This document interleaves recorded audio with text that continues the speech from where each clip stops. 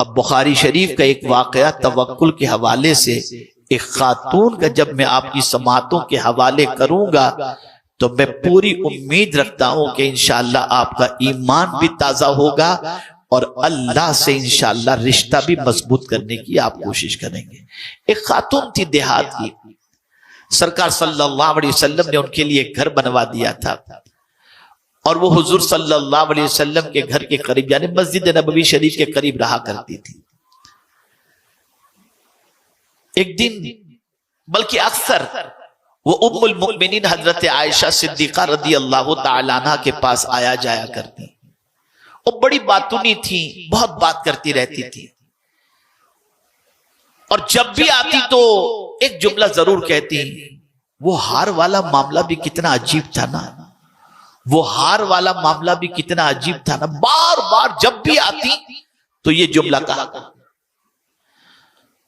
تو ایک دن حضرت ام المؤمنین عائشہ صدیقہ رضی اللہ تعالیٰ عنہ نے فرمایا کہ یہ ہار والا معاملہ کیا ہے؟ تو جب بھی آتی ہے تو کہتی ہے وہ ہار والا معاملہ بھی بڑا عجیب تھا، کیا میں کیا بتاؤں، امی جان کیا بتاؤں آپ کو؟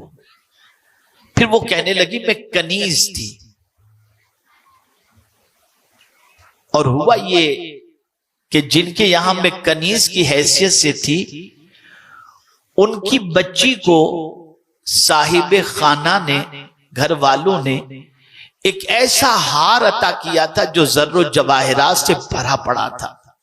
اچھا اس زمانے میں یعنی 18 کیرٹ گولڈ کے اندر ہیرے لگا دیے جاتے ہیں جیسے آج 22 کیرٹ کے اندر، 14 کیرٹ کے اندر، اس زمانے میں اس طریقے سے ہیرے نہیں لگاتے تھے، بلکہ چمڑے ہوتے تھے، چمڑے کے اندر ہیرے لگائے جاتے تھے اور اس کا ہار بنا کر کے پہنا جاتا تھا۔ تو ایک سرخ چمڑا تھا، اس سرخ چمڑے کے اندر ہیرے جڑے ہوئے تھے، اور وہ گھر والوں نے اپنی بچی کو یہ ہار پہنا رکھا تھا۔ اتفاق سے وہ ہار گرا بچی کے پاس سے، یا بچی رکھ دی، اتنے میں ایک چیل آئی اور آ کر کے وہ ہار اٹھا کے لے گئی۔ تھوڑی دیر کے بعد گھر والوں نے بچی سے کہا ہار کہاں ہے؟ تو بچی نے کہا مجھے نہیں معلوم۔ تو آپ جانتے ہیں کہ جب کبھی گھر میں ملازم ہو اور کوئی چیز غائب ہو جائے تو سارا غصہ اور سارا گمان جو ہے وہ اسی کی طرف ہوتا ہے۔ تو ایسے ہی ہوا، گھر والوں نے اس خاتون سے کہا کہ بتا ہار کہاں ہے؟ کہا میرے سامنے چیل لے کر کے اڑی، چیل لے کر چلی گئی۔ کہا تو جھوٹ بولتی۔ اتنا مارا کہ حدیث شریف کے اندر ہے کہ اس کی شرمگاہ تک کی تلاش بھی لی گئی کہ کہیں ہار تو وہاں نہیں چھپا کے رکھی۔ وہ اپنی بے گناہی پیش کرتی رہی کہ میں نے ہار نہیں لیا، چیل لے گئی، میں نے ہار نہیں لیا، چیل لے گئی، لیکن کوئی اس کی بات ماننے کو تیار نہیں۔ جب بہت اس کو مارا گیا اور برداشت نہیں ہوا تو پھر اس نے اپنا چہرہ آسمان کی طرف کیا، اور آسمان کی طرف چہرہ کر کے کہتی ہے میرے مالک تو سب جانتا ہے، میں نے اپنا معاملہ تیرے حوالے کر دیا، اور تیرا فرمان ہے جو تجھ پر بھروسہ کرے تو اس کے لیے کافی ہے۔ اب میرے کریم میں نے اپنا معاملہ تیرے سپرد کر دیا، میری بے گناہی کو تو ثابت کر دے۔ ابھی اس کے جملے مکمل نہیں ہوئے تھے کہ چیل وہ ہار لے کر اسی محفل میں آ کر کے پھینک کر کے چلی جاتی۔ آپ ذرا سوچو، زندگی میں اللہ عز و جل پر کامل بھروسہ کر کے دیکھو، وہ کبھی اس پر بھروسہ کرنے والے کے بھروسے کو ٹھیس نہیں پہنچاتا۔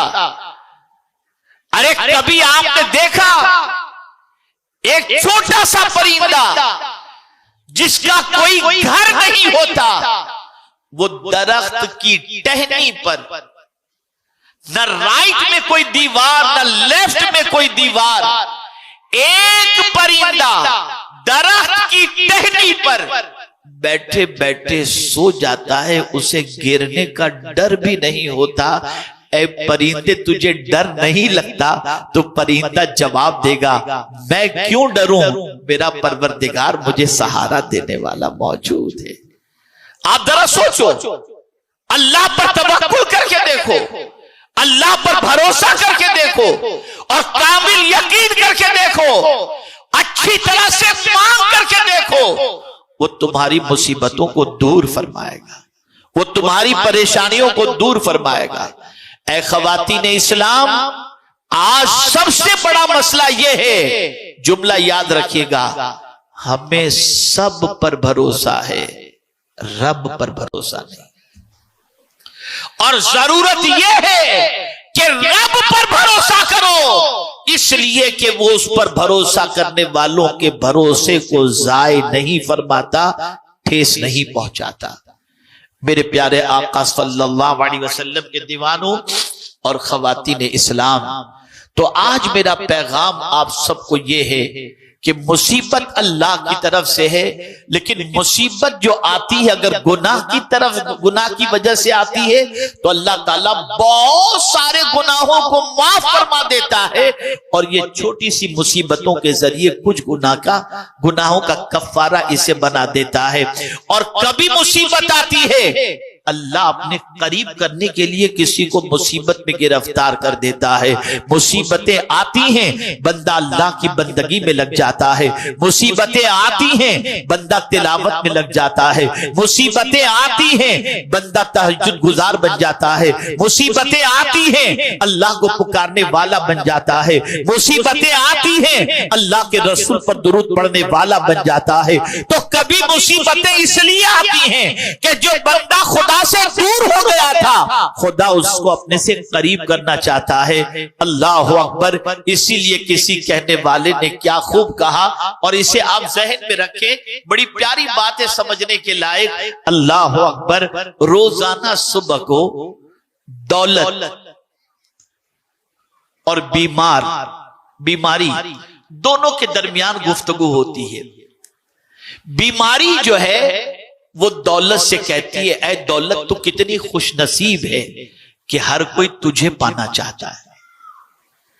اے دولت تو کتنی خوش نصیب ہے کہ ہر کوئی تجھے پانا چاہتا ہے، اور تجھے پانے کے لیے راتوں دن محنت کرتا ہے۔ تو دولت جواب میں بیماری سے کہتی ہے، بیماری تو خوش نصیب ہے۔ کہا کیسے خوش نصیب ہے؟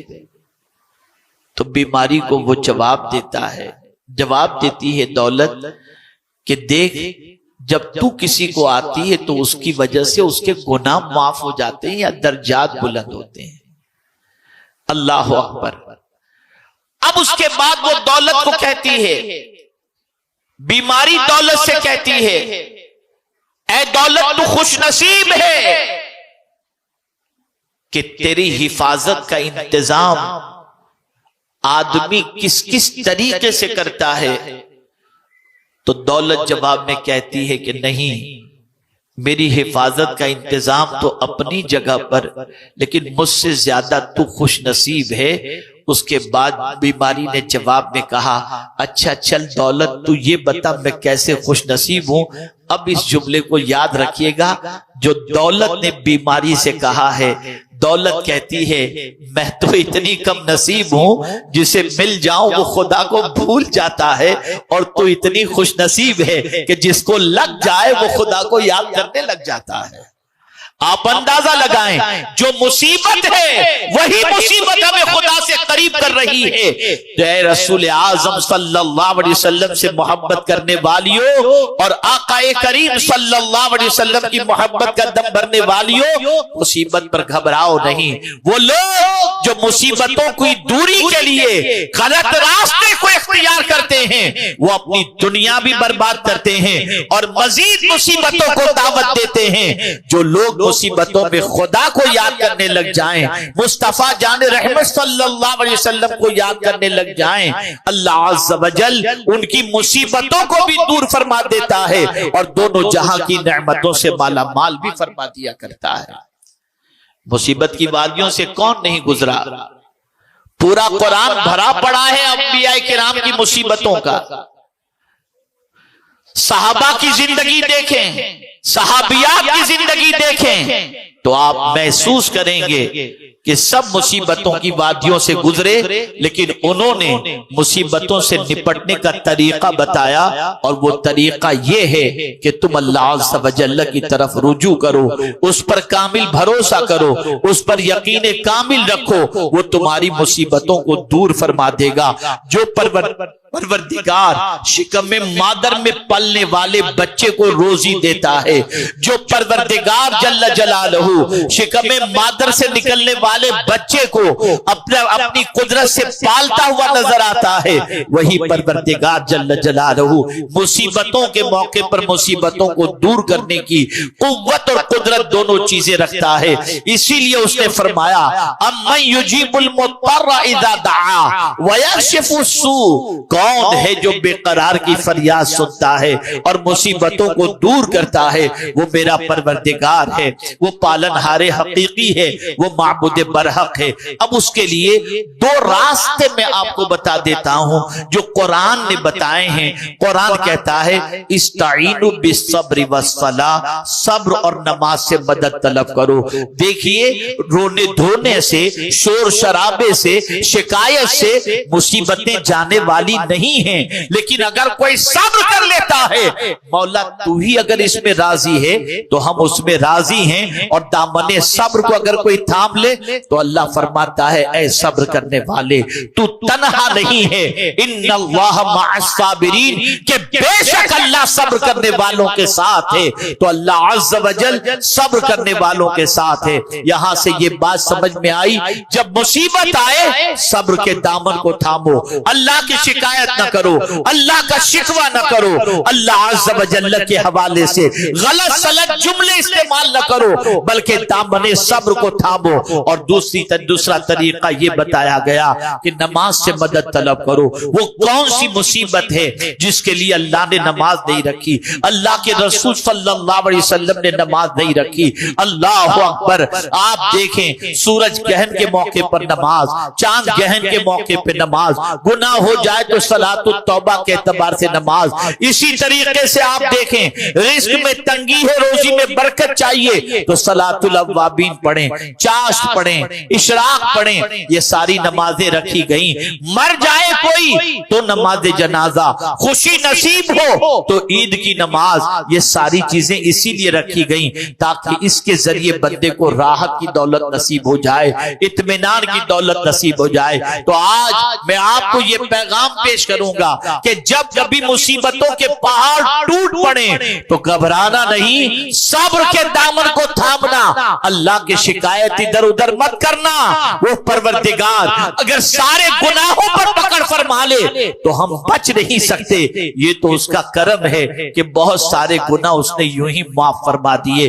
میرے پیارے آقا صلی اللہ علیہ وسلم کے پیارے دیوانوں اور خواتین اسلام، صبر کا دامن تھامو، نماز پڑھو۔ اور میرے آقا صلی اللہ علیہ وسلم کے علم میں یہ بات تھی کہ ایک زمانہ آئے گا کہ انگلیوں کے پور سے سارے کام چلتے ہوں گے، اور مرد ہو یا خواتین صرف ان کی انگلیاں چلتی ہوں گی۔ آج آپ دیکھ رہے ہیں انٹرنیٹ کے لیے آپ لیپ ٹاپ لے لیجئے، آئی پیڈ لے لیجئے، موبائل لے لیجئے، انگلیاں ہی چل رہی ہیں۔ اور یاد رکھیں حضور صلی اللہ علیہ وسلم نے، حضرت بصیرہ رضی اللہ تعالیٰ عنہ فرماتی ہیں کہ سرکار صلی اللہ علیہ وسلم نے فرمایا یہ تسبیح جو تم پڑھتی ہو نا، سرکار نے فرمایا اپنی انگلیوں کے پور پہ گنا کرو، اپنی انگلیوں کے پور پر یہ تسبیح کو گنا کرو، اس لیے کہ قیامت کے دن یہ پور گواہی دیں گے۔ اب کیا کر رہی ہو اس کے ذریعے؟ لیپ ٹاپ پر بیٹھ کر یہ انگلیوں کے پور کا جو استعمال کر رہی ہو، اگر گناہ کے اندر تو یہ پور قیامت میں گواہی دیں گے، اور اگر ان انگلیوں پر تم تسبیح گن رہی ہو تو یہ پور قیامت میں اللہ کی تسبیح پر گواہی دیں گی۔ سرکار نے تاکیدن غالباً ابو داؤد شریف کی یہ حدیث ہے، حضور صلی اللہ علیہ وسلم نے یہ ارشاد فرمایا ہے۔ تو خواتین اسلام کہیں بھی رہ کر کے گناہ نہیں کر سکتی، لیپ ٹاپ پر، یوٹیوب پر جا کر، کسی بھی اعتبار سے یہ فنگر جو ہے، اس کا جو پور ہے، اس کا استعمال بھی اگر غلط ہو رہا ہوگا تو یہ بھی کل بروز قیامت گواہی دیں گی۔ اب ایک آخری بات عرض کر کے میں اپنی گفتگو کو ختم کرتا ہوں۔